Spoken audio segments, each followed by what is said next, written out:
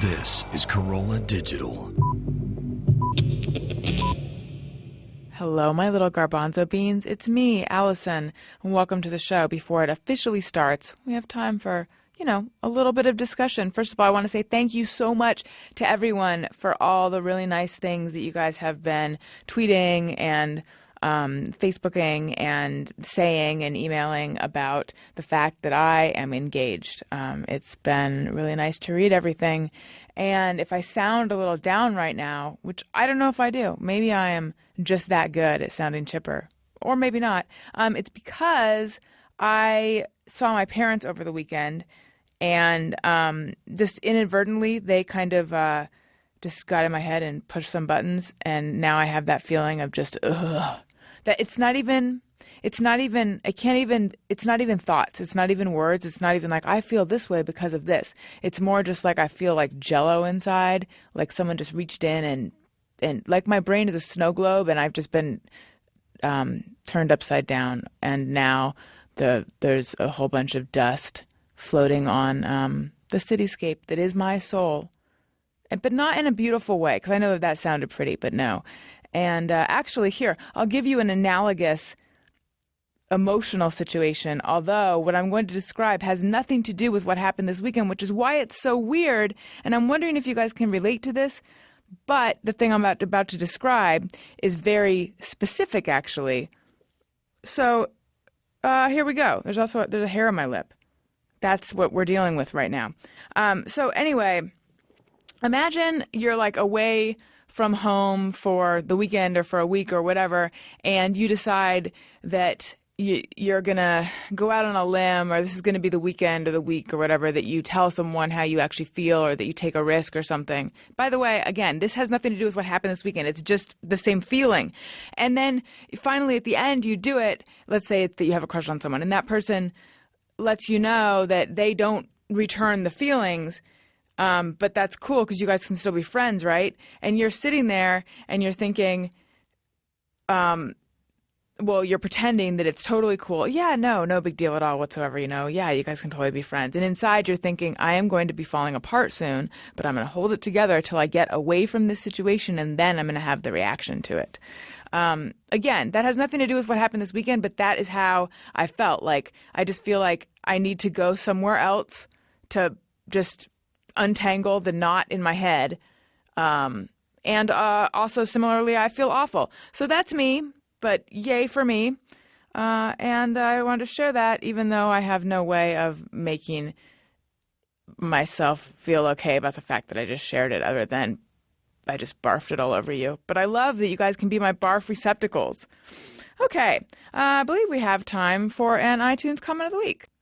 Alison wants your iTunes comments. Alison wants them, yes she does. Please leave her some iTunes comments and don't forget to click 5 stars.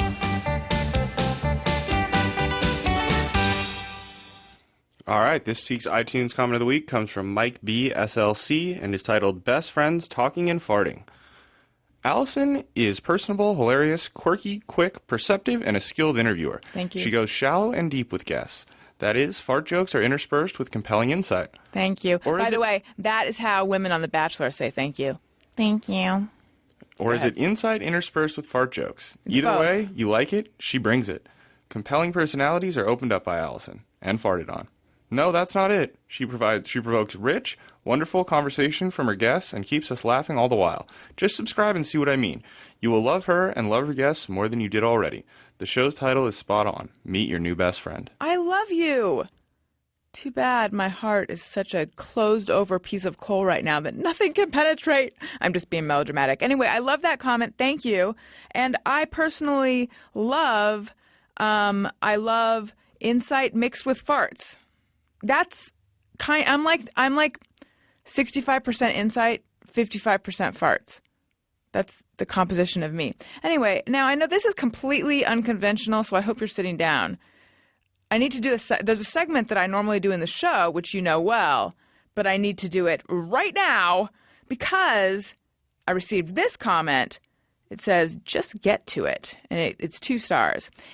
Hey, Mark Maron called. He wants the first 25 minutes of all his podcasts back. Enough with the opening self-stroking session. Just get to the point. I thought there would have been plenty of time for the Jim Jeffries Part 2 podcast, but you spent 15 minutes talking about yourself.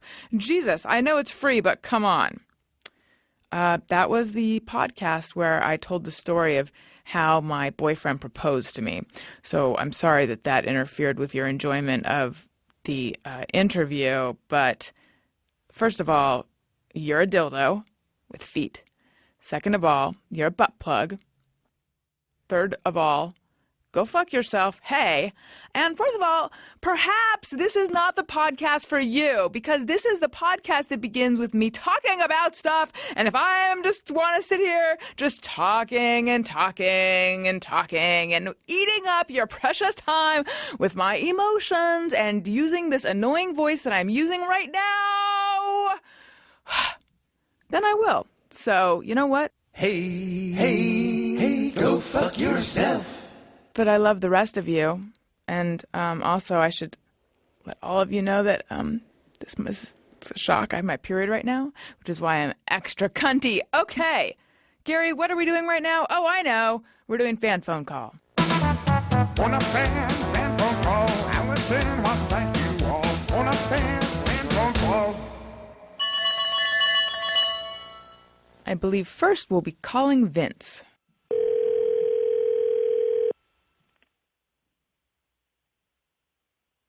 Hello? Hello, is this Vince?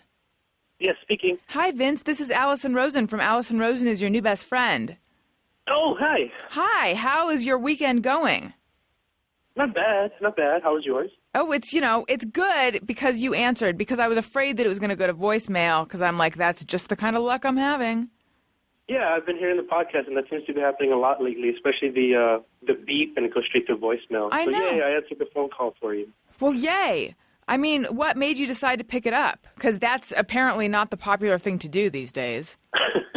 I honestly was looking at it like Glendale, and I was like, I don't know anybody from Glendale, so I was automatically thinking, oh, it must be you. That's the only reason why anybody would call me from Glendale.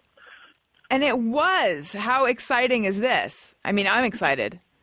It's unbelievable. I would do cartwheels if it was physically possible for me to do cartwheels. Are you just not very limber? There's that, yes, and I don't want to hit a wall. Are you in a small place that's not friendly to tumbling? Well, I'm kind of big. It's a cartwheel. It's a cartwheel. You have to be upside down, and you have to spin, and I seriously could hit a wall. Now, here's a question. Could you do cartwheels when you were young? Because I never could. I could never do them well. I used to, but at the same time, I used to always do it at the beach. So if I fell, there was very little fear involved. You'd be like, oh, I just fell on some sand. So I'd do a lot of cartwheels, one-handed ones and everything. But now I'm indoors. There's no way you're going to get me to do it. What, you did one-handed cartwheels at the beach? Yes, I did. It was during, that Cisco Thong Song video, and he did that one-handed cartwheel, and all my friends were like, we have got to do a one-handed cartwheel. You have fun friends. Do you wait? That or they're just very pushovers. I can just get them to do anything. Do you know the cheer for? Have you seen Bring It On? I can't say that I have. Sorry, Gary. I tried to find you another cheer friend. Wait, have you ever? Can you do an aerial? That's where you just do the cartwheel with no hands. No, I can't do that. No. All right. So this is an awesome subject to talk about. I'm fascinated. I am personally. And I just do what I want because that's the kind of person I am. But just today. So Vince, what do you do when you aren't hanging out at the beach? Right now I'm playing Mr. Mom. Before that, I was working at Google and I was working overseas in Korea as a teacher. And yeah, now my job is Mr. Mom. Oh, well, how old's your child? I hope you have one, or else that's weird. No, yes, I play Mr. Mom for stray cats.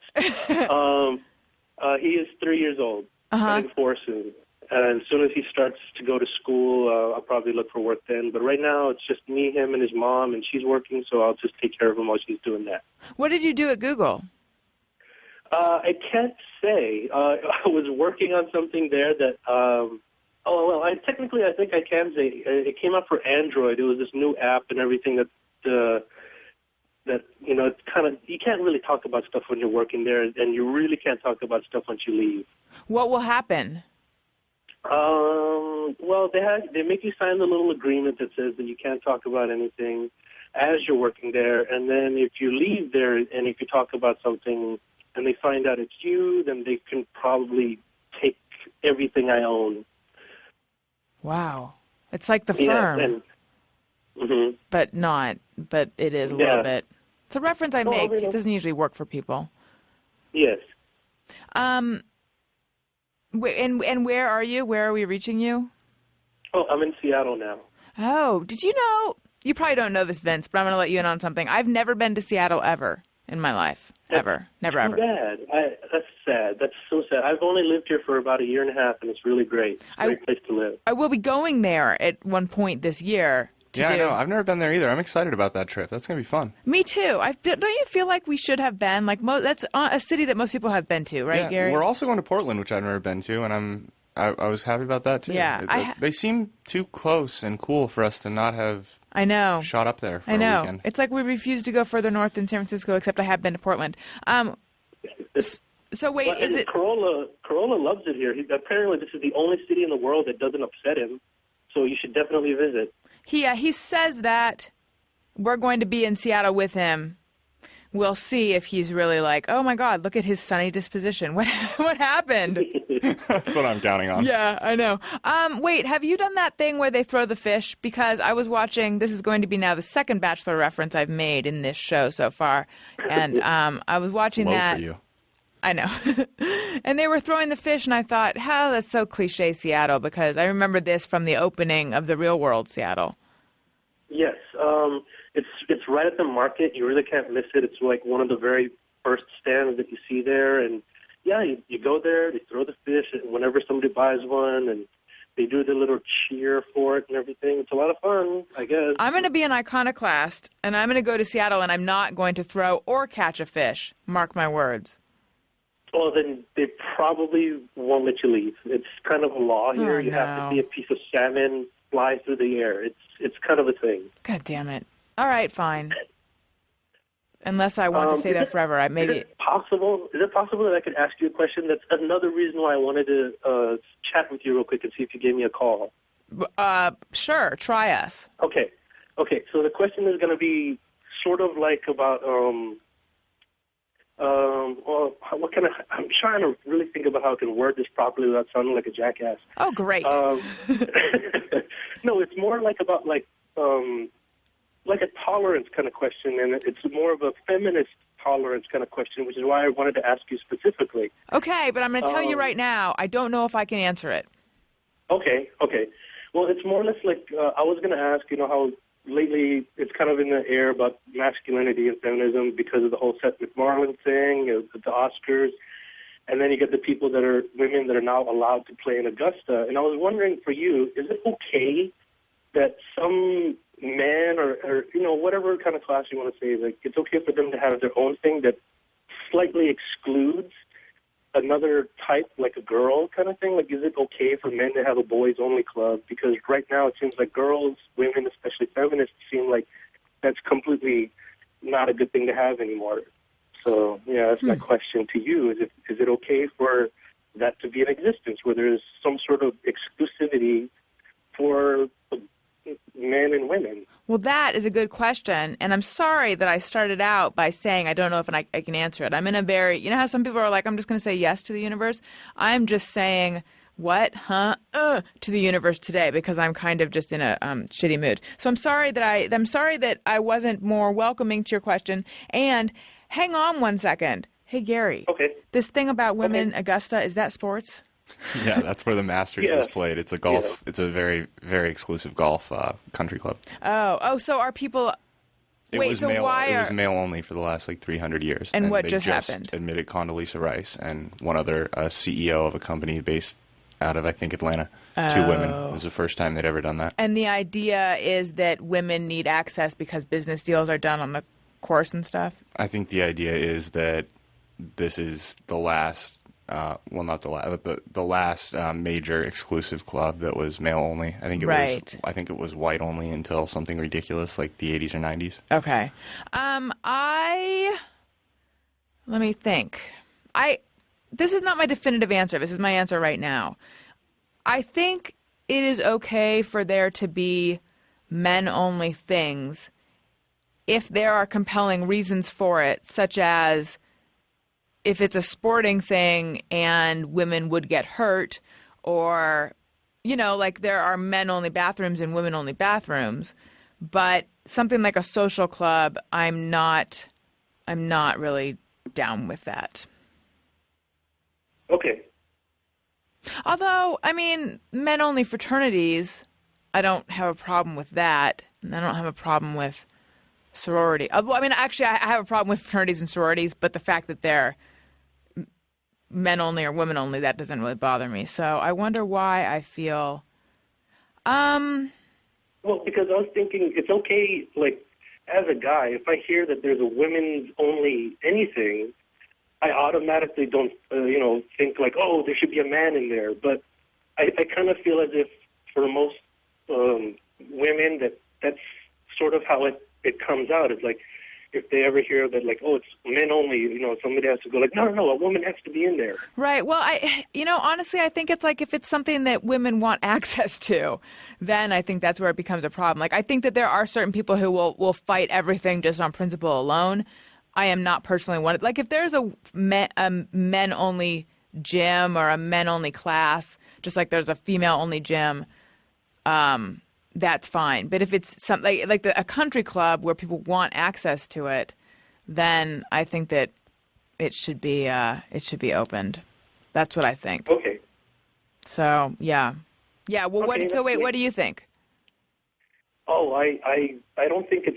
I don't know. I feel as if that's another reason why I wanted to ask you. Is I wanted to ask somebody that's in an area and around people that are in media and in places that I probably would have never imagined I could get invited to. Is just like to see the class system of like, well, do women really care that much that a man's only club exists or anything like that? Because me personally, I don't think it's that big a deal if it's a women's only anything or a man's only anything on really any level. Even the Augusta thing, I was thinking like, well, it's just a golf course. Like, I don't know. But my hunch would be that it's much. My hunch would be that the people who are upset about it regard it as much more than just a golf course. Like, it's a place where it's like a power symbolic. Broker kind of thing. Yeah. That's like senators, CEOs. There's like 200 members, and it's like the elite of the elite. Right. If it was like a racquetball court at the Y, I don't think anyone would give a fuck. So I think that's what it is. So anyway, Vince, thank you for your question. We actually have to go, but I hope you have a good rest of your day. And thank you so much for listening and for posing a good question. All right, thanks, you too. Have a good one. Bye, Vince. Bye. He was delightful.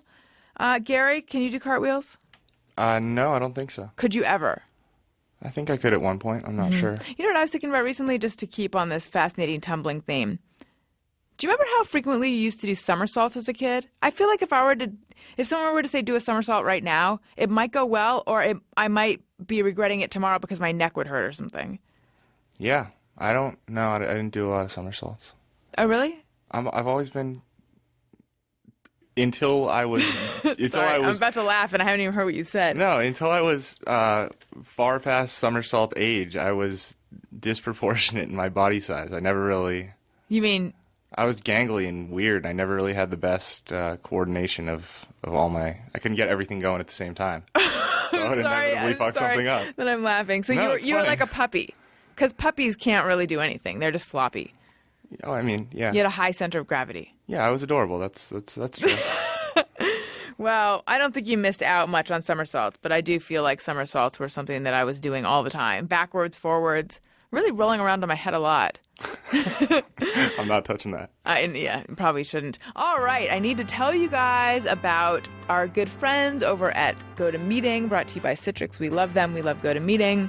Let's say you're right in the middle of doing a somersault, and then you hear a ding if you happen to have your alerts on, and it turns out that your coworkers need you to come into the office for a meeting, but you can't. You're somersaulting backwards, forwards, side to side if you're into some kind of newfangled kind of breakdancing somersaulting, which, hey, it's possible. That is why you need GoToMeeting, because you can meet with them face to face right from the tumbling mat.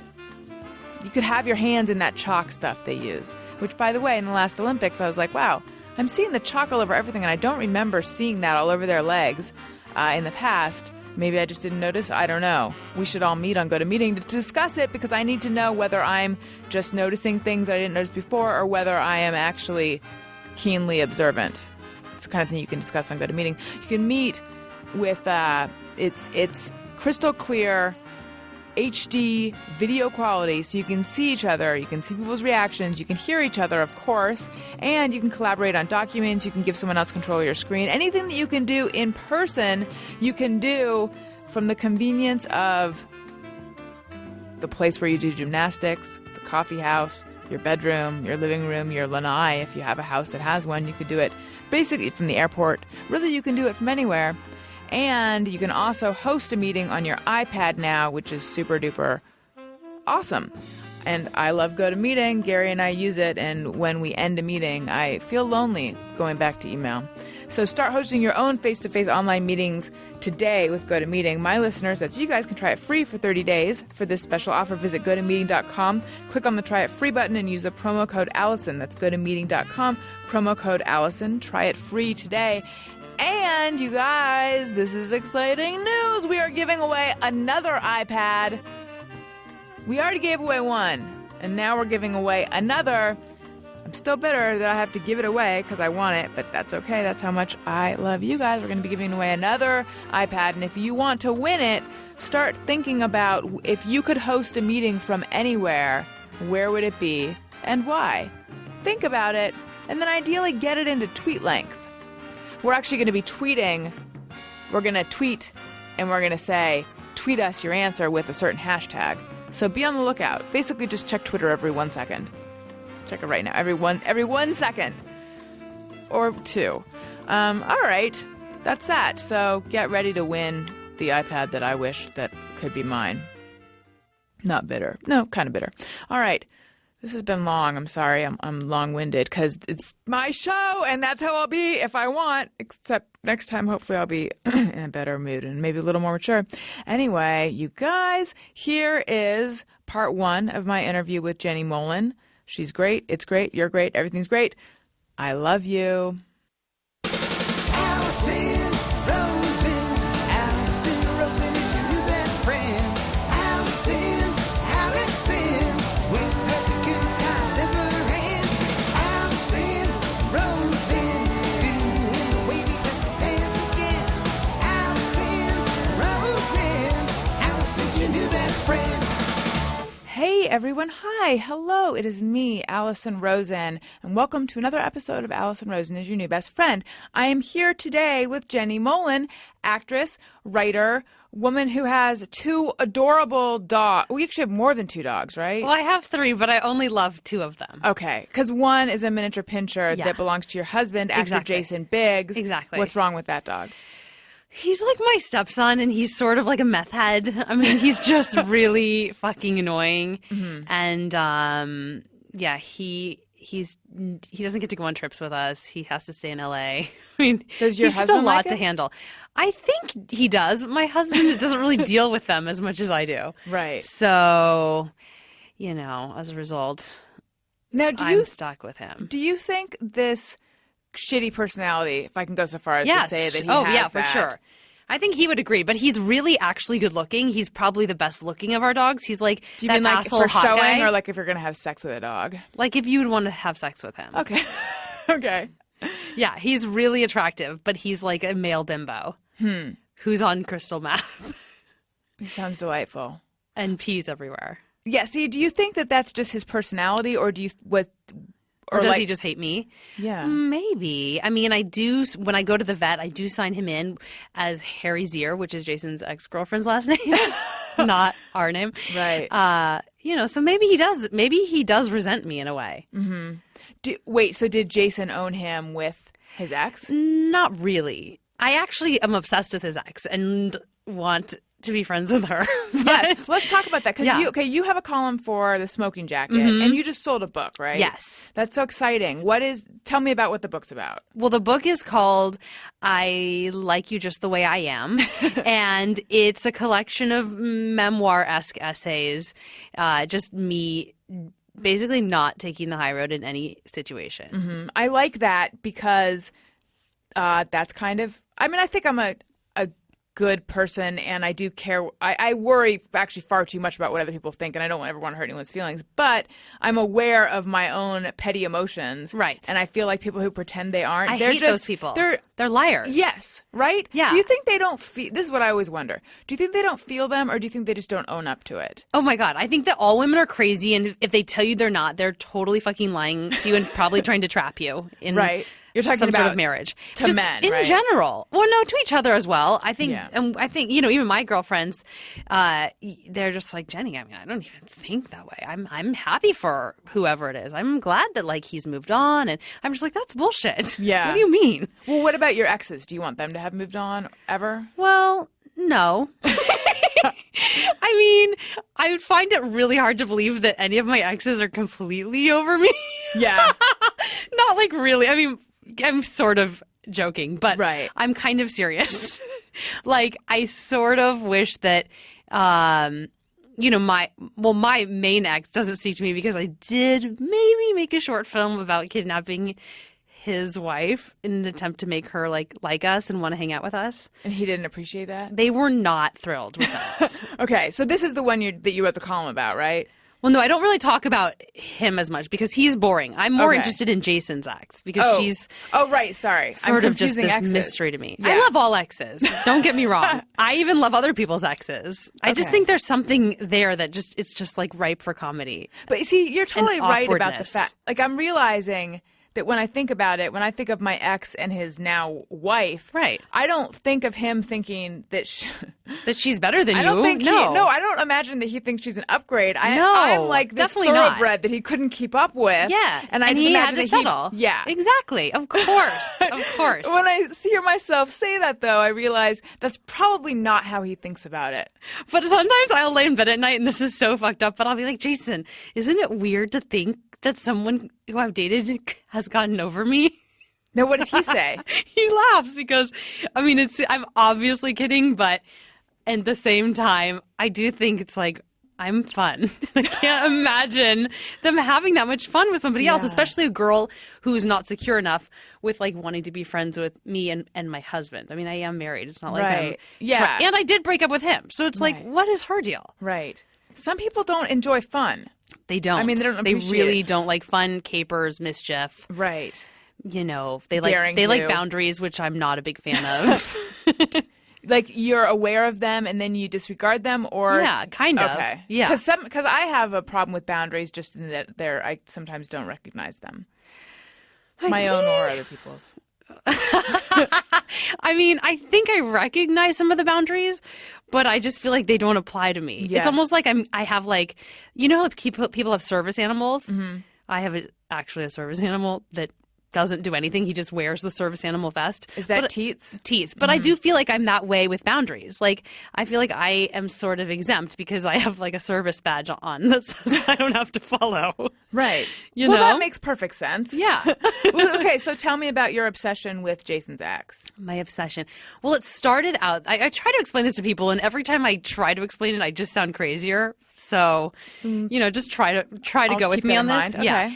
Okay. Basically, when I met Jason, they had just broken up, probably 6 months prior, and this girl was like, you know, devastated and really, I think, did love him, and you know, started like making a web series about him breaking up with her, whatever. Just had this like purgation of emotion. Is she an actress? Or No. But if she made a web series, she's in I mean, the at the industry. time, she might have been acting. Okay. But, you know, she was really close to the family and then, like, dramatically cuts them off, gives him back, like, everything he's ever bought her, which I also think is weird because I would keep everything and then some. Yeah. But anyway, you know, so she was really upset. And then when she found out that we were dating, you know, sort of by default, she became obsessed with me. And it was so exciting for me because Jason's famous and I'm not. And it was like I had my first fan, you know? How like, did you know she was obsessed with you? well, my mind maybe like she loves me. No, I just felt like she was doing things that I would do, which is, look at my MySpace page, maybe like check out, what I'm about, So of course I would tailor my profile to like suit her needs. And I really just started to feel, it kind of became an obsession where every day I was like, sort of performing for her. In a way that would soothe her, though, or in a way that would make her just think I was awesome, basically. Okay. But I didn't want her to be upset because I'm not malicious. It's really not coming from a malicious place. And then when she got over Jason and sort of moved on, I was like, wait, Jason, do something cute. We need her back. I need my fan. And that's when I sort of took things to the next level, maybe, and was almost kind of cheating on Jason with his ex-girlfriend because I, staged a run-in and then kind of became friends with her and started hanging out with her, maybe gave her back a Balenciaga purse that I had already carried down a red carpet that used to belong to her. We just sort of became friends. And then I wrote about it for the Smoking Jacket. And now, she wants nothing to do with me. because you wrote about it. Yeah. And I think she learned a lot of things that she didn't really realize. Like what? That I may have impersonated somebody on Facebook to befriend her. Oh, wow. Okay, is that the part where your friends think it's crazy? Where's the turning point for them? Well, my friends just think it's weird that I give a fuck about somebody that, that I don't think Jason was. Because it's funny. It's like, I don't think she was that big of a I think I had a harder time getting over her than Jason did. Is basically How long what it was is. he with her? I think like 2 years. But, it was all like a fucked up relationship. I think it was just more the idea of, I don't know, it kind of made Jason even hotter. I was like, somebody else wants him and I get him. Yes. Right. So, yeah, because relationships can get not boring, but it's hard when somebody's being consistent and not like devaluing you as a person. It's hard to keep that spark. Right, yeah, and not make you feel unworthy or inadequate in any way. So it was exciting to feel like, oh, he's kind of a bad boy. Other people want him. And, and I felt like she was my fan. Yeah, see, I have a lot of curiosity about my boyfriend's ex-girlfriend, and we'll have long conversations where I'm just asking questions. Right, because it's hard to picture them with someone else. Yes, but the funny thing is that I feel like, oh, this is not like weird interrogation that I'm doing because I feel like, well, I'm coming from this place of like just pure, genuine, and I'm being honest, curiosity. Yeah. So it's okay that we just spent all this time talking about that. Totally. And I imagine what it would be like if the three of us got coffee, even though I don't think we should. I don't think we should, and yet I want to because I want her to know that like I'm so nice. Yeah. I have nothing but good feelings towards her. Totally. I would probably feel. Here's the thing, though. I would be like, "That's a good idea," and then afterwards, I would somehow feel awful, and I'd wonder why I did that to myself. Well, I set this girl up on a date with my acting teacher, and then went on the date with them. Did you write about that? Not yet. Okay, it may come up, but yeah, no, and it really did. It started because my ex hit the woman he married was just like, you can have nothing to do with Jenny. I don't want you talking to her, anything. And I'm like, I'm fucking married. And I broke up with him. And we weren't having sex for like at least the last 8 months we were together. So I don't know. Did he tell you that or did she tell you that?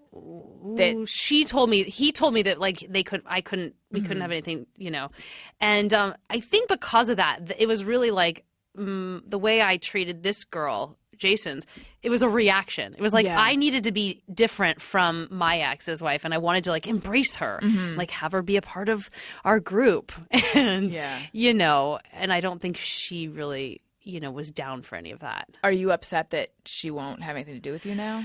Well, yeah, it ended because, the article came out and then I didn't see her for a while and I thought we were still on good terms. But then I was getting a mani-pedi like at this place near my house with my mom.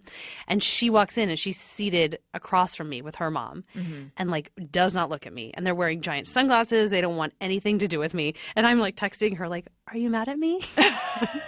Runyon next week? Like, yeah. So now I've just like, I'm leaving it alone and I'm just kind of like checking out her Instagram every couple days. I talked about that on this show. I don't do a lot of Facebook stalking. Yeah. But the guy that I lost my virginity to, my first boyfriend, I guess probably for everyone, but it is cliche. But the person that I lost my virginity to sort of looms a little larger because that was probably one of the most fucked up relationships I've ever been in. I mean, that's the relationship that got me into therapy, and that was sort of like the super gnarled, fucked up yardstick against which I measure my progress since then. Sure. And this guy has zero digital footprint. Like, I don't like people like that. No, it's weird. I don't trust it. So I actually started wondering, could he have died? But I'm like, no, but if he died, there would be an obit or something. Right. So anyway, one day I couldn't believe, like, somehow I stumbled across property records of in Hawaii, actually. Of him and the girl that he dated after me. They're married. They own property together. And I was like, I can't believe. And then a couple more clicks, and then all of a sudden it's like, boom! I'm staring at a big picture of him on Facebook. Oh my gosh! And it was so weird. It's this thing that I've like, oh my god, there he is. Yeah. And he's with her, which is weird because I figured he would have cycled through a lot of women since then. Right. And anyway, though, I found her Instagram, and occasionally I look at it, and then I think, what am I doing? Totally, but it's so fun. It's just fun. This is what I'm always afraid of whenever I do that. That they're going to notice that you've been there, like see who's visited this page. I'll accidentally like something. If it's Facebook, or even Instagram. Stop it. I'm so scared. I'm so scared that I'll have like a nervous twitch and my finger will like a photo because that would make me look like such a stalker. And I'm not. See, I don't even care. They can think, and I don't even care. Like, that's the thing. Who cares if they think you're a stalker? I think that's even funnier. It's like, cool. I mean, I'm crazy. All women are this way. I think all men do this too. I think yes, I think it's human nature. I don't think that people should look at this as like, with any sort of shame. Right. See, I think we all do it. I think I feel embarrassed over I'm a bigger person. I've moved on. I should be not, over this. Right. No, it's not that. It's more like I'm embarrassed over the fact that when I was 17, 18, 19, 20, 21, I think that I did do things that were sort of stalkery is too strong, but very just like probably unconventional or inappropriate. Like I did not know what the hell I was doing with the opposite sex, and so I would have been like, let's do a drive-by. Yeah. But maybe everyone does that. But I feel like, how could I think that really? I mean, on Jason's ex. Because sometimes she'll be walking her dog, and I just need to see what she's wearing. Has she ever caught you? I've gotten out of my car, and that's how we first met. I got out of my car and introduced myself to her. Has anyone ever taken a restraining order out on you? No, I don't know why. I mean, you would think that's happened. It's actually hard to get a restraining order. My sister needed one because her husband's ex was breaking into their house and doing all of this bullshit. But it's like, she's like a 5'2" blonde white girl from, Brentwood. And the cops are just like, no. You don't need this. So she couldn't get it. If anyone does, it's that description.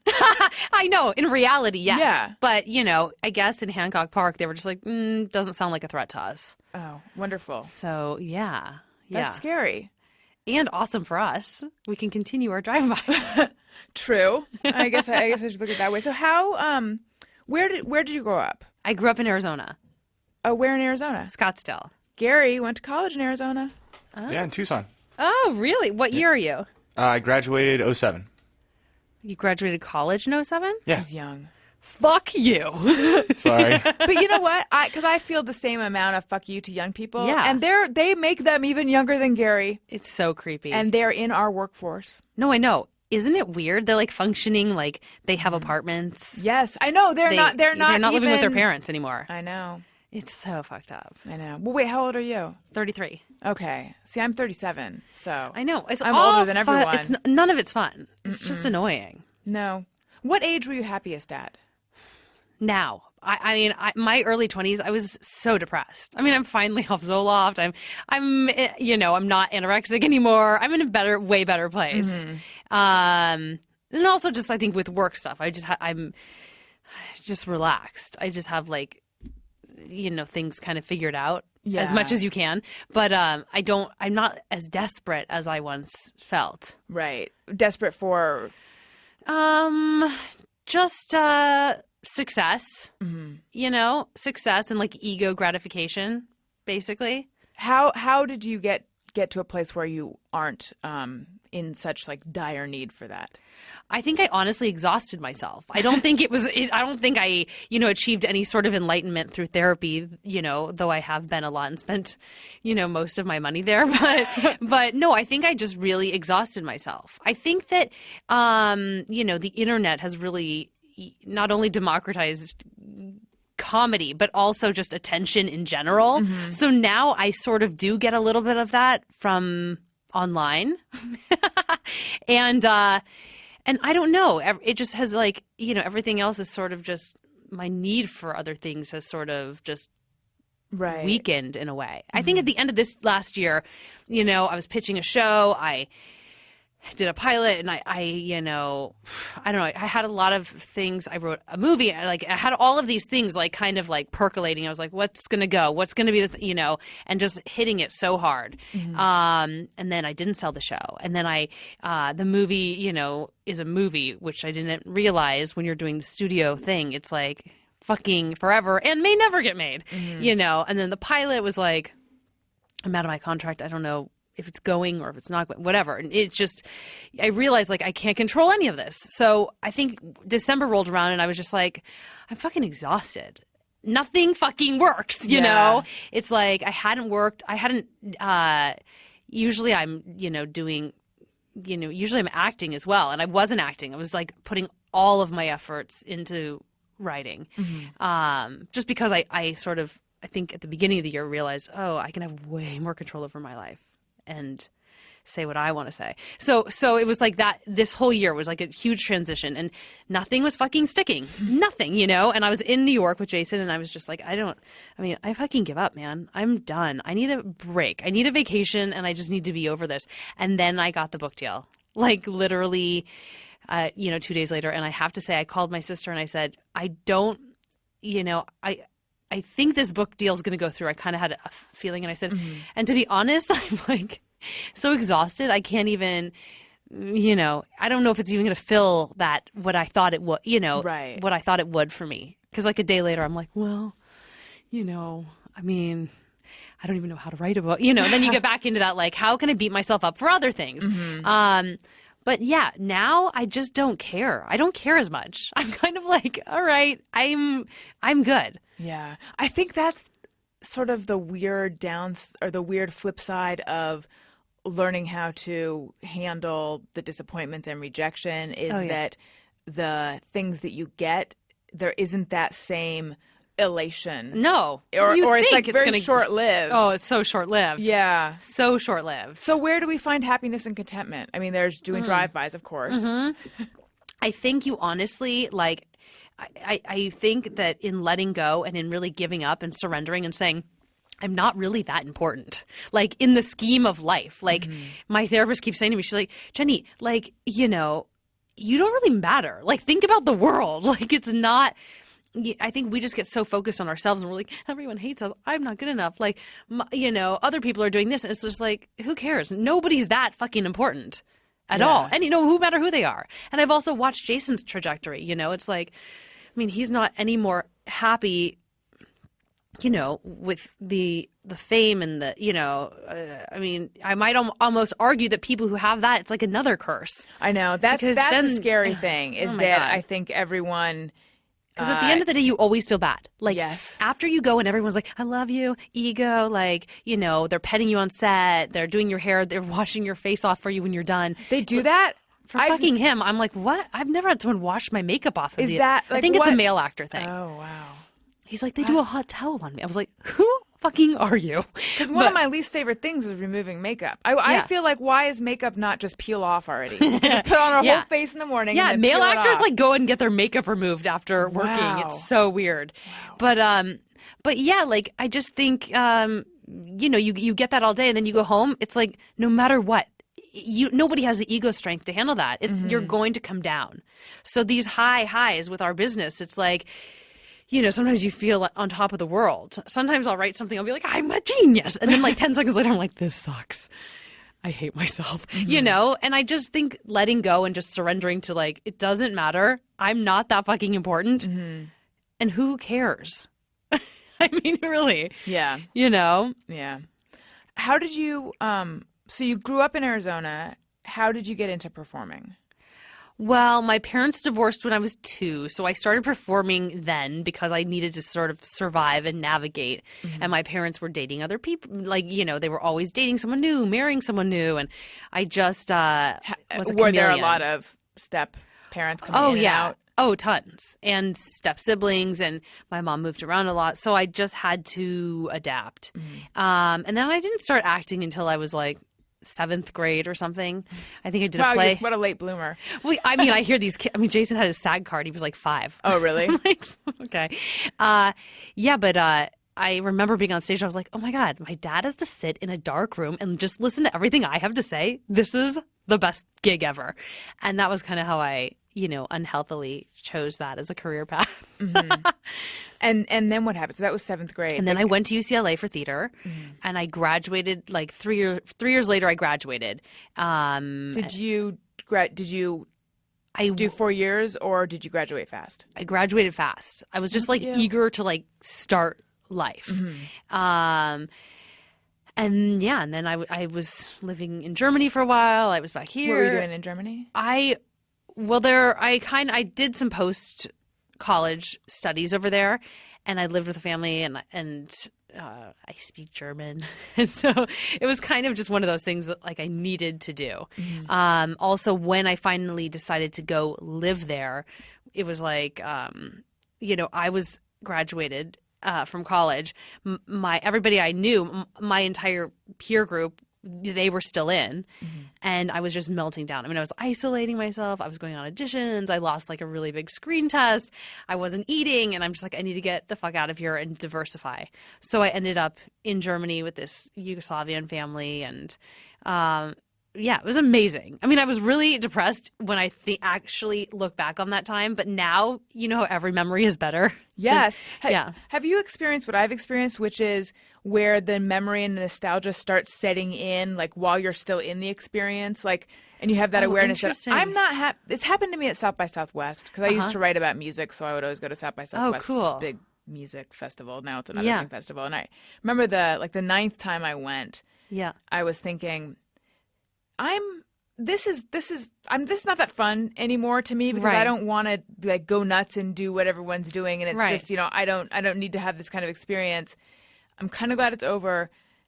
I was standing in the hotel room, and I was aware that I know I will remember this as much more fun than it was. I already do. I already feel a little bit sad it's over, even though I'm happy it's over. Yes, totally. Yeah. I'm always like that on vacation near the end. Yeah. I think I'm just a very kind of sentimental, maybe almost melancholic person. Yeah. Well, maybe there's a little bit of that as well. Yeah. But okay, so you were in Germany, and then what happened? And then I came back. I was just like, I mean, I just needed to like, because being in Germany, it was great, but I was also sort of hiding from my life, so I had to come back and deal.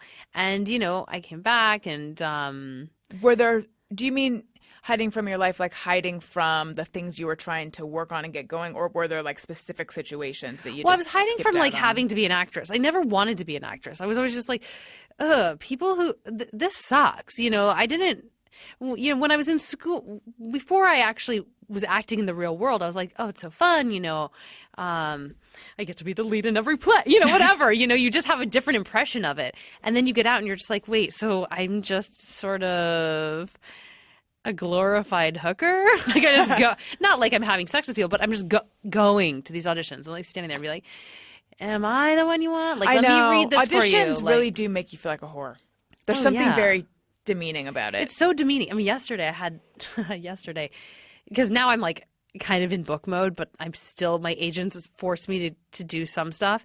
And I couldn't find where they wanted us to park, and they weren't letting people on the Fox lot yesterday. So I'm like, tell them I'm not coming in for this. You can let the producers know that I won't be reading this part. And, when they want to treat actors like human beings and not cattle, I, will entertain something that, a project that they're involved in.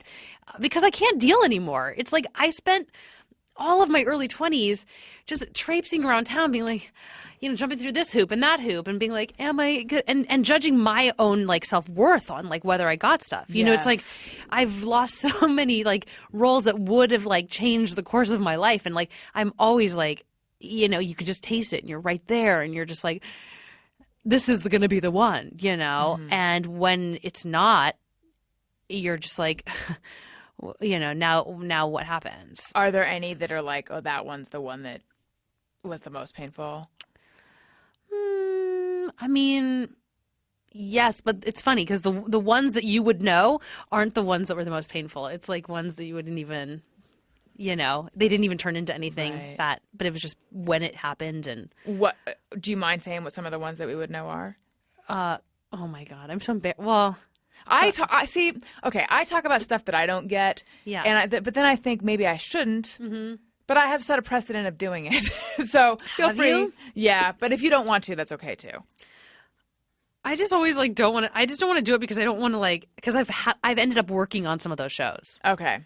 And then you're there and you're like, by the way, I tested for the lead and they fucking loved me, but I'm not black. So, you know what I mean? Whatever. I just hate, I just don't. That's totally fine. Okay. No problem. Now, do you have the reaction I do? And I should say the types of auditions are kind of all the same, I suspect. Although it sounds like you're talking about acting stuff, right? I go out for more like hosting stuff. So it's different in that respect.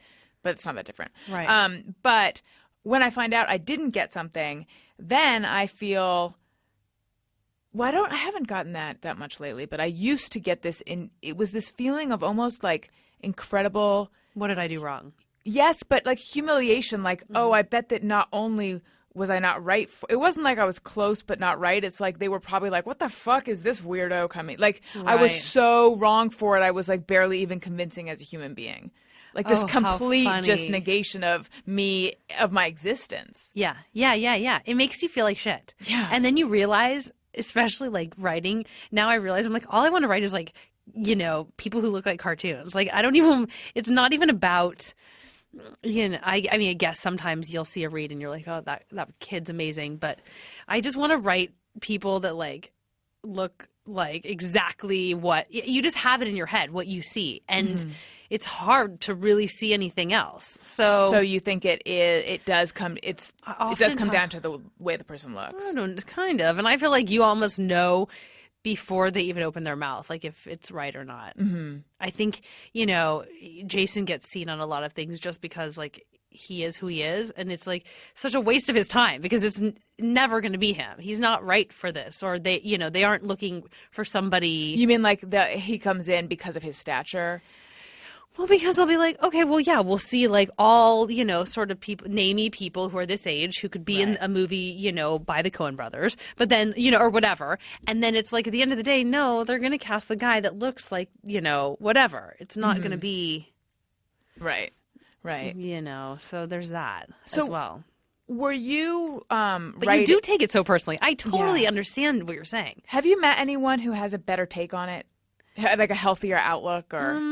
No. I think getting rejected is so hard, especially I think it's different when you're a performer or a host. I think when you're a writer, it's easier because it's like, oh, you don't like this pitch because, you're not developing, female comedies or you're not whatever. It doesn't feel like a judgment on you personally. Yeah. Even some of the because, I got some rejections with the book and it was like, things like, that were just so out of my control and just had nothing to do with the writing. And it's like that rolls off your back a little bit easier. I think performing is so hard because you just can't help but take it personally. Yeah, I know. When really it's like you could have never changed their mind ever, no matter what. If you had fucking sprinkled pixie dust all over that room, nothing would be different. Yeah. I know, and yet I think it's so tempting to be like, oh, I just need to change my attitude, and if I had just gone in there, if I had smiled differently or whatever. No, anyway, never. And the jobs you're supposed to get, you get. Like, literally. It's always the shit that you're like, I don't even care or need this. That's when everything ends up, they're like, really? She's interesting, the way she doesn't have the Why doesn't stench she of want desperation us? Yeah. all over. Yeah. How did you meet Jason? We did a movie called My Best Friend's Girl together. And my sister knew somebody. She knew she knew the writer. The guy who repped the writer was like dating my sister casually. And we were both up for the movie. And he was like, well, I'm going to send your sister the audition tapes, just to let her see like her competition. Just because he wanted to fuck Sam. I mean, not because he wanted to help me out. He didn't give a fuck. I mean, and he didn't have any real power. But so he sends me like all the codes to watch everyone else's audition, and which kind of, goes towards what you were saying earlier. It's like I watched all these girls that like I have, been intimidated by forever, or like, oh, she's, and then you watch, you're like, oh, they're not doing anything different. That's the reality. Right. And then he goes, well, it's between two guys for the guy role, and we watch the tapes. One is Jason Biggs and one is this other guy. I now know that it was this guy, Todd Grinnell, but at the time I didn't know Todd. So I was like, oh, okay. Well, I probably want the other guy because I'm just used to rooting for the underdog because I look at myself as the underdog. Yeah. So I was like, yeah, fuck Jason Biggs. I'm not into that guy, and I hadn't seen any of his movies. So I really just wrote him off as being like totally fluff and lightweight. And then I watched the audition and I was like, oh God, he's really good. And I kind of had to eat my words, and I called Doug back and I was like, yeah, you have to cast Jason, and I might be in love with him. Wow, from watching. He was just, he just like killed. I mean, still I think is one of my favorite things I've ever seen him do.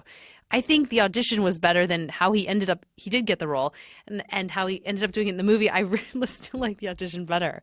It was just like so fucking on. Like he just hit it. It was just right. Was he doing it with someone? Just a reader, but he was just so good and so present and just like really free. And I was just like, this guy has it. What was the role like? Forgive me, I have not seen the movie. He plays a guy that's like obsessed with Kate Hudson, and she falls for Dane Cook instead.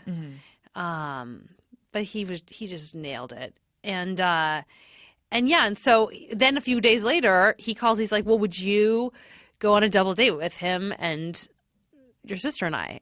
And now, mind you, I'm still not cast in the movie. Jason's not cast in the movie.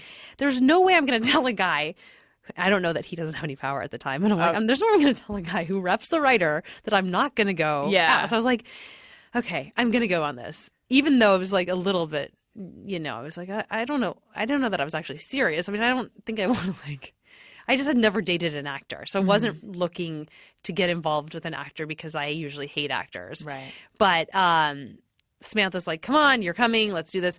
Is your sister older or younger? 16 months younger. Oh, you guys are very close in age. Yeah, very close. And so then I went on the date and met Jason, and the first thing out of his mouth was like, I'm going to go in the bathroom and do some coke. Also, I hate black people. I was like, what? Who the fuck is this? I hate this guy. And then, I realized he was kidding, and, he kind of broke the ice. And, and then he got cast, and that is a really ballsy opening line if it took you a little while to realize he's kidding. I didn't know what was happening. I was like, what is happening? And I had never dated a performer, I was used to dating, just sort of recluses. This guy. And then he got the role, and then, of course, I started to hate him again because I was like, what? He got the role? And I haven't heard anything, And so then he goes to Boston, and then I found out that I booked, and I ended up in Boston. And 3 months later, we were, inseparable. And 6 months later, we were engaged. Aww. And 9 months later, we were married. It was all very fast. Mm-hmm. But had you what was it, do you think, about him that made he's just like the one? Oh my God. He is just like, he's my soulmate. I mean, he really is perfect for me. And he is the reason that I am where I'm at now. Like, he's the reason that I've, like, opened up so much. And I don't think I'd be writing if I weren't with him. I don't think that I would feel the freedom to say the things that I say if he weren't in my life. And he's just been such a huge influence and sort of muse for me. So, yeah, I mean, and he's also like a girl, which I love. I mean, he was raised by all women. So, like, he cooks, cleans, he's sitting down and knows what an espadrille is. And he's just he's my partner in crime. Like, he's in on the caper and he wants to go along for the journey. And that is just, I mean, that's what you really want in a partner. Are you someone who believed that you would always find? No, my parents are divorced. They've been married more times than, like, I mean, I never even wanted to get married, but I ended up in these long relationships. You know, I was with a guy for 2 years, and then I was with a guy for 4.5 years, and then, you know, I met Jason.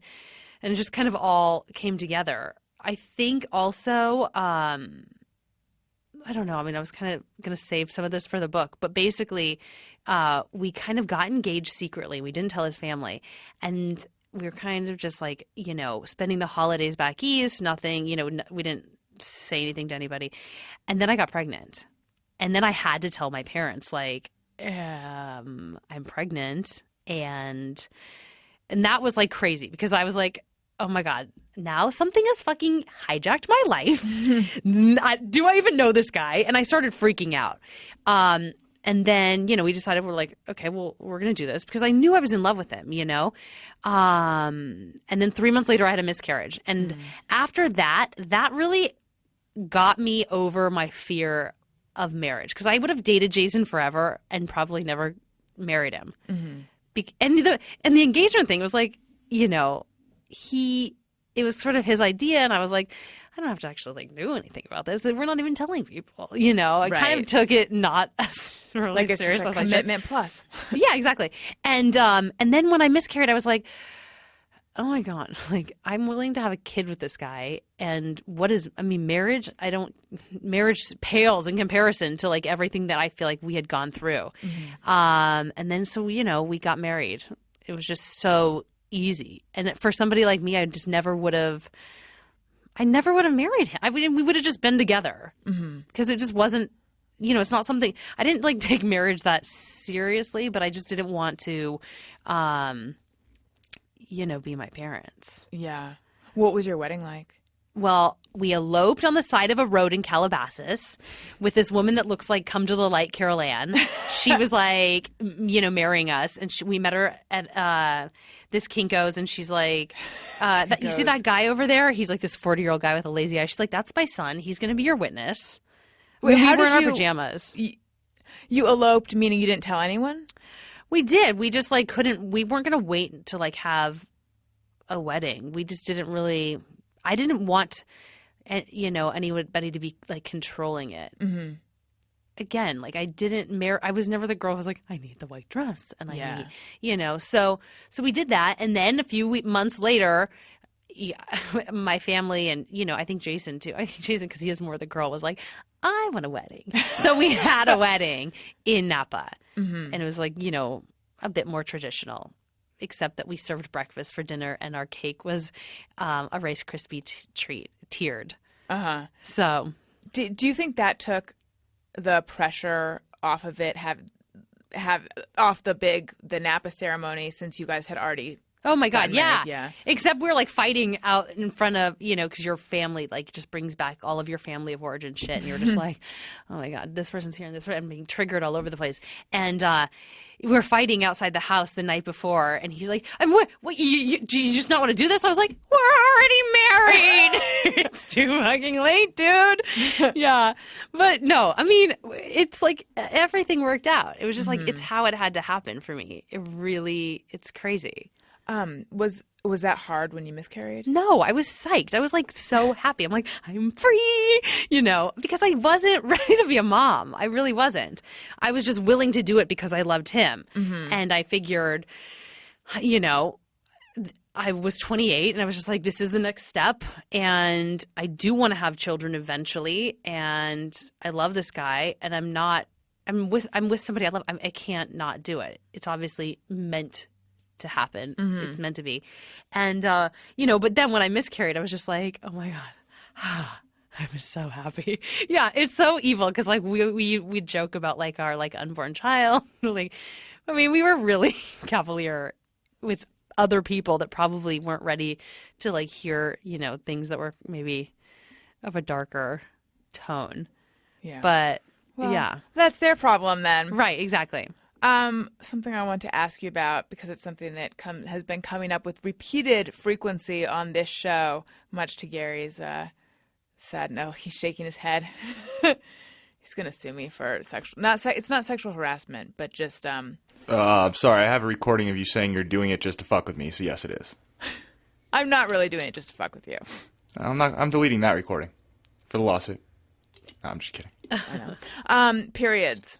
Because lately, the flow situation has just been unexpectedly heavy at inopportune times. And I know that you wrote about about a disaster you had. Yes. What happened? Well, so this was the feature. This company, Broken Road, they decided to develop my feature. And, at this time, like this was one of the first writing situations I, was in ever. And so I was like, okay, I'm going to go in there. I'm going to wear all black and let them project whatever bullshit they have onto me. And I'm just going to be really writerly. And, I just didn't know what I was doing necessarily. And I just kind of agreed with everything. I was in like a, an hour, maybe like hour and a half note session. And I'm just like, yeah, oh yeah, totally that needs to happen. Just like bullshitting them. And then, afterwards the guy's like, great. So we'll meet up after the break and everything is going to be great. I stand up. This guy's fucking white Santa Monica, like rich guy office. There's blood everywhere. Ugh. Like it looks like I miscarried on the guy's couch. I was like, is that my baby?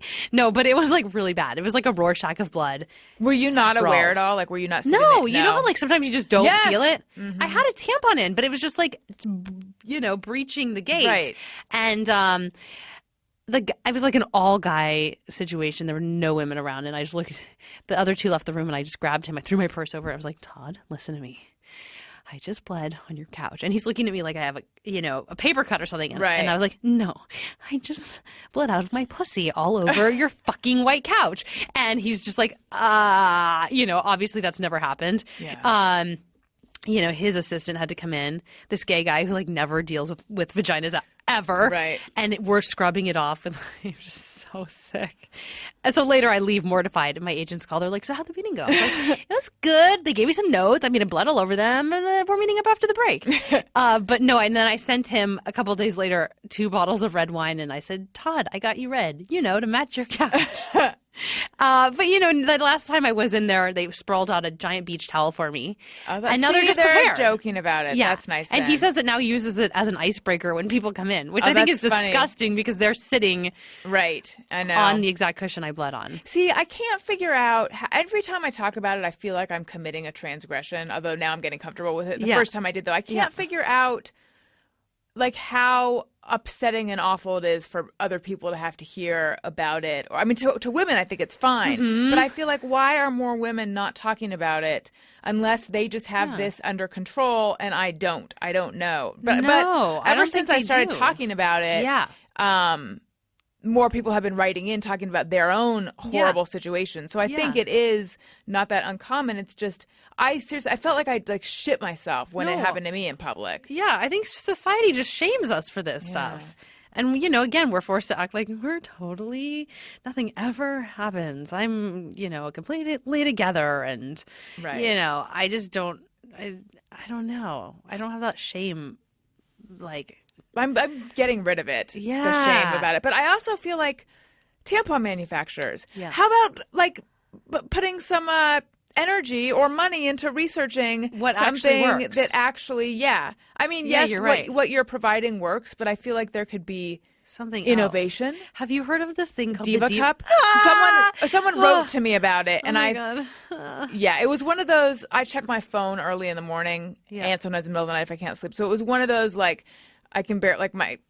Here's a new thing that's been happening as I'm getting older. It takes long. I have 20/20 vision, but in the morning, like I cannot focus that well, so it's taking longer and longer for my eyes to focus. So it's one of those blurry, like trying to punch in Diva Cup on my phone, Right. and then looking like pulling it up and thinking, could that really work? It's like so disgusting. Have you tried it? Well, somebody gave me one for free, and it literally looks like a shot glass / like diaphragm, where it just like fills up with blood, and I guess you just like are supposed to hook it out of you. I mean, Yes. that would be everywhere. You're supposed to. I read you're supposed to like you pull see it back this is up. too much. You put it Right. in and then you like Hook turn it it up. counterclockwise. But then you hook it. Well, it's full of blood out of you. Like I spill everything. I mean, I spill like this kombucha is probably going to be all over the place like in a matter of minutes. Like my blood would be everywhere. Yeah. And How big- already I like sometimes bleed on the bed, or I mean, I'm just like not suited to be having a period. That's how I feel. I'm not good We at should be it. able to opt out. Yeah, I How know. big is Jason would be great at it. He's so OCD. He'd be like so all over that shit. How big is this Diva Cup thing? It's pretty small, but you can get like an extra large. I'm not, But I feel like I fill up I'm more not than a shot glass. suggesting- I think I could that's fill what up I- like that's an what I was 8-ounce asking. bottle of It something. wasn't like I was saying I need something Yeah. to fit my gigantic vaginal canal. You know, right. I'm saying that No, it it doesn't seems feel. like it would be more than and that. it gets. You know how you know when it's time to be changed? It fucking gets heavy. So like, imagine if that dropped all over Todd. Can you imagine? That'd be worse. Yeah. So like, bad. What? Sorry, is guys, that? my Diva Cup is all over you. Ew. So Jason is OCD. Massively, yeah. How does that now? Where do you fall on the OCD spectrum? I mean, I'm obsessive compulsive about like what I eat and exercising. And I'm pretty you disciplined with work. Have rules or requests about what kind of food you guys keep in the house? No, actually, like sometimes just to fuck with him, if I'm mad at him, I'll buy a shitload of ice cream because Oh, I have so the, he has rules the about it. discipline to like not touch it, and he's just so weak. Yeah. So that's kind of fun sometimes.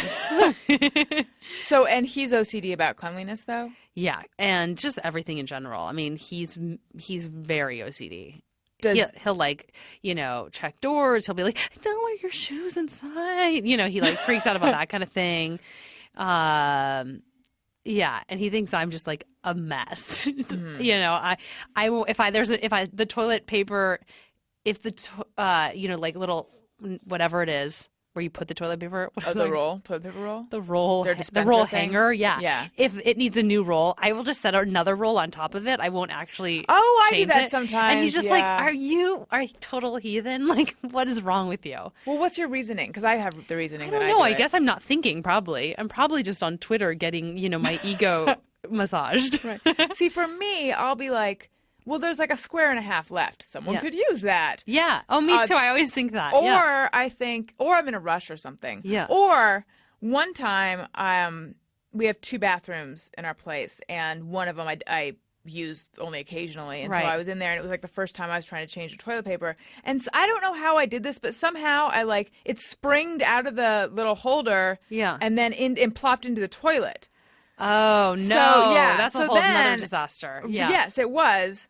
It was awful because yeah. it involved having I to get hate- a Ziploc bag. Turn it. I don't know why I turned it inside out. Now that I think about it, but I did, and then like scooped. And what's weird is literally I will pull pieces of poop like off my dog's ass. Like I don't even care. Mm-hmm. But then if I have to get near like my own feces, I just can't handle it. And I will not change my nephew's diaper. My sister has a kid now. Mm-hmm. My sister actually married Jason's best friend. Oh, that's so cute. Yeah. So they have a kid and I can't deal. Did you guys introduce them? Sort of. So I owed her one, since she introduced me.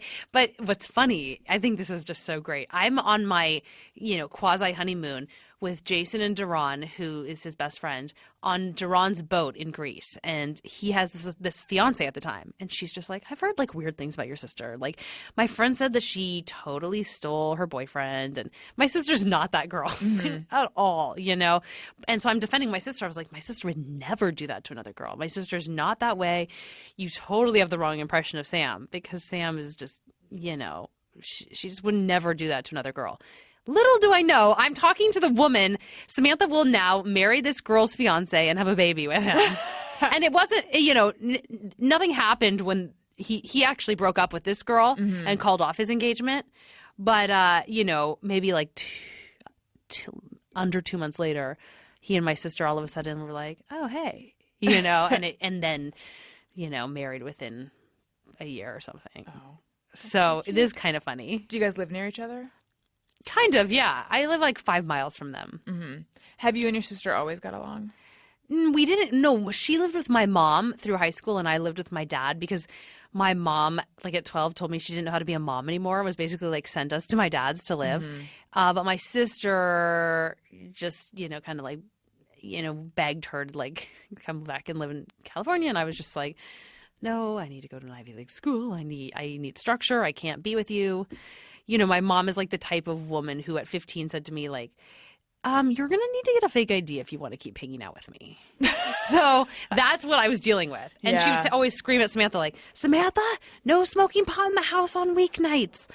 Well, so there were some rules. There were some loose rules. So Samantha and I weren't that close. And actually, I think when parents are both kind of narcissists. And when you don't have a parent, when you don't feel like there's enough of your parent to go around, it creates a competition between you and that other sibling because you just feel like, I need to get my needs met, and like, anything any time that mom or dad is spending like not on me, it's like somehow I'm slighted by. So Samantha and I didn't really get along well, and then we lived together in our 20s in LA, which was hilarious because you can only imagine having never really lived under the same roof and then all of a sudden being on our own and living together. It was psychotic. And that lasted like only a year. But we've gotten closer now that she's not as big of a cunt. And have you stayed the same? I'm pretty much, yes. I've always been amazing. Okay, that seems fair enough. I've always been very stable. Do you get along with your mom now? As like a friend, I don't really feel like I have like a mom in my life. She's more my friend / my kid. She always felt like a big sister I was trying to keep up with more than anything, But, I think I try not to like need that from her. And I think it really affects me in just my relationships in general. My girlfriends, I had this thing that in the pitch part of something that I did, say was that I got my 2 best girlfriends BFF necklaces, giving each of them half a heart, but myself a whole heart to underscore the fact that I don't need them as much as they need me. And that really sums up like, just my, my sort of, just my relationships in general. It's hard to be vulnerable and intimate and close to people when you grow up feeling like, it's not safe. Hey, you guys, it's me, Allison, from before. Don't forget to download part 2 bright and early on Thursday. I love you. Hey, do you know about the Alison Rosen show? We had a good time, but now we gotta go. Thank you for choosing the Alison Rosen show. Alison Rosen is your new best friend. That's right, that's right. Those good times don't seem to end. That's right, that's right. Alison Rosen is your new best friend. Hey, do you know about the Alison Rosen show? We had a good time, but now it's time to go. Hope to see you next time for the Alison Rosen show. Yeah!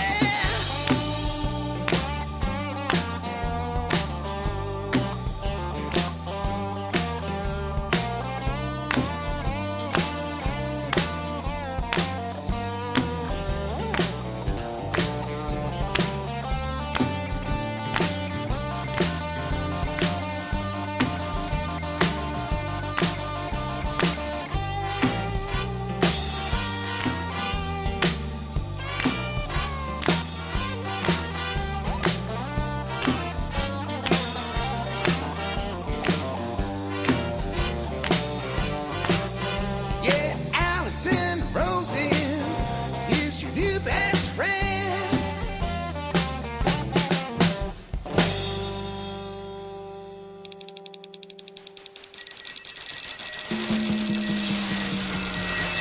This is Corolla Digital.